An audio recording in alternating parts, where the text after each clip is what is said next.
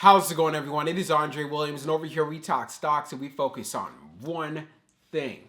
Always protect your profits. And today we're going to be talking about Mullen Automotive. So if you guys remember what I said in my previous video, that it was going to fill in the gap at $1.79. And then you wanted to keep an eye and see if bulls would want to step into the play. Of course, we haven't been seeing that since it has been pulling back further. It did have a red day. We'll talk about it further in this video. I won't waste any more time. Let's jump into the agenda. If you're new to this channel, I just want to let you know we have timestamps down below inside the description. But if you're a shareholder, you're thinking about taking a position, I highly suggest you watch this full entire video. So the first thing we're going to go over is the technical analysis. We're going to be taking a look at the overall price action. We want to know support. We want to know resistance. We want to know what it looks like in the bearish case scenario and as well as in the bullish case scenario. And then we're going to be going on Fintel, taking a look at the short interest information. The reason why this is important because it does have an impact on the way the stock performs. And then we're going to be taking a look at the order flow distribution. We want to know the buying and the selling behavior on the retail side and as well as on the institutional side. And then when all of that is done, we'll be going into the final thoughts and as well as some more details. So let's get to it. So we're going to do a technical analysis from Mullen. Let's see how it performed on the day. So it ended up closing at $1.69, being down 8.15%. On the low, it tested $1.68, and then on the high, testing $1.81. When we take a look at the volume stats on the day, you can see we traded at 69.618 million shares, and the average volume over 10 trading days is at 79.465 million shares. So we had below average volume on the day, and it's part of the reasons why we've seen some weakness in this stock. Now, when we take a look at our chart, which is a daily chart, you can see from the RSI down below, it is at 38.18. And then when we take a look at our moving averages here on the chart, we are below the 200-day, the 100-day, the 21-day EMA, and as well as the 50-day. So we've had a strong sell-off, and when I made my previous video, I was saying to look out for a gap fill at 179. We have now filled in that gap, and we closed at 169. So if we end up breaking, let's say, through 165, then I could see the stock visiting at least down to $1.51. So that is one thing you're going to want to keep a very close eye on. And if 151 does break, then we could see Mullen getting down into the $1.30 range. If you're going to be looking for a reversal, you want to see some strength, then Mullen needs to come back to reclaim at least $2 and having some strength above that 50-day. That'll be very key. And then you want to see that move to the 21-day EMA, which is at $2.33. If Mullen can pull this move off, I could see some buyers wanting to step in. Of course, we didn't see a lot of buyers coming in on that gap fill, not surprised due to the fact that the stock is on a strong downtrend and there is a lot of concerns and uncertainty inside of the market. So again, you want that turnaround, you want Mullen to go back to $2.33 and then seeing if it can make that move so it can get back above $3 and then we can see what it could do from there. And most preferably on a bullish run, I'd want to see it get to the 100-day to get above 350 and see if it can make that possible test going to 4. But for the most part, the way how things are looking, we need that buying pressure coming into the stock or it's going to continue to be on a downtrend. Let's move on to the short interest information. So we're going to take a look at the short interest information for MULN. So for the off exchange short volume ratio, it's at 51.18%.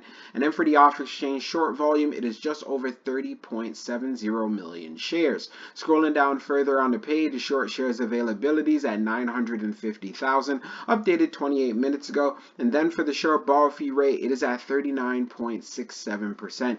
When we take a look at the history of the short volume, you can see for the close of the 14th, it was at 47.75. And then for the close of the 18th, being at 51.18. So what does this show us? Mullen does have short squeeze potential, especially with the short interest percentage of the flow being at 15.49%. But what is key here? We need some more buying volume coming into the play to move this stock back up. Now let's move on to the order flow distribution. Now let's take a look at the order flow distribution for Mullen. So we see on the inflow, it was at 23.29 million, and then on the outflow, it's at 21.46 million. So we had an inflow day. Taking a look at the breakdown on the large, it was 0.8 14.83 million. On the medium, it was 14.94 million. And then on the small, it was 7.52 million. Taking a look at the outflow side, on the large, it was 0.36 million. On the medium, it was 14.07 million. And then on the small, it was 7.03 million. Taking a look at the large scale orders in the last 5 days, you can see for April the 19th,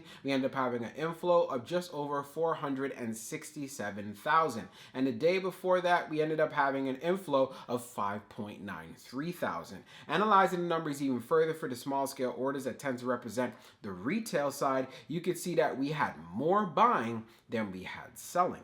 And then when we take a look at what happened on the medium, we had more buying than we had selling. And then when we take a look at the large, which represents whales, institutions, and funds, we had more buying than we had selling. And then when we take a look at the turnover ratio, it is at 29.41%. So no surprises there why it's high for a stock like Mullen. It is extremely volatile. And with all of the selling pressure that is happening in the stock, especially breaking through those key levels, there's a lot of uncertainty. So let's go into the final thoughts and we'll go over some more details as well. So for my final thoughts for Mullen, when it comes to the price action, if you're looking for a bullish reversal, then it needs to get to at least $2.33. And upon getting there, that's where you want to look forward to seeing that move to $3. And the only way that's going to happen if we have some more buying volume coming into the play. Currently right now, as far as for overall market sentiment, it is not too good for the stock, and we can clearly see that by the way that it's been pulling back. We also have to take into consideration if it decides to pull back even further, we want to see support hold up at least around $1.64 or $1.63. If this level does break, then we could possibly get a test going to $1.51, and if that level breaks, we can get down to $1.35. So again, keep an eye on these key levels and then look for that bounce if you're looking for a quick day trade. The same thing what happened when it went down to 179, it did have a strong spike going up to 190. So this is why you want to have a solid strategy and you're using the right risk management. And if you are investing for the long term, as far as this pullback that we are currently seeing, it should not bother you whatsoever. I want to make sure I'm being very clear about that. Also, when we went on Fintel, taking a look at the short interest information, it does continue to have short squeeze potential. But in order for this stock to move, we need to see some more demand inside of the market. We did have an inflow day, so I want to see a continuation of that, because then if we have a consistency in that particular area, then we can see Mullen starting to move up. More interest coming from institutions. We also have to pay attention to the overall sector. We saw a lot of strength coming into tech. The market has been moving up nicely. We have Tesla that's coming out with earnings on Wednesday. Unfortunately, we had Netflix release earnings and it was a big time disappointment. This is not great for the market moving forward. So there's going to be a lot of headwinds, and as far as penny stocks or speculative plays, it's going to be a roller coaster. But you need to make sure that you're on the winning side. And what I've been seeing, a lot of traders are moving their attention to other plays so they could push the price up there and make some money. So the moment we have a strong catalyst coming into Mullen, I want to see those traders come back and push the price back up, especially since it went down to 179 and we didn't see a lot of bulls that were stepping in whatsoever. But do know, if we end up having a strong spike in the stock, and let's say if we make a move going to $3, there's going to be a lot of sellers. There's going to be a lot of profit taking. You got to understand there are people who are holding on to their positions and they're going to be looking to sell at the best possible price. So if we end up getting another move that's $1.50 plus, what do you think is going to happen? Again, this is just psychology here. I am not trying to be a bear. I want to see the stock make a move. I want to see you guys make some money, but you got to have a strategy behind that. So I hope you enjoyed this video, and I can't wait to see how this stock performs going into tomorrow. We'll talk soon.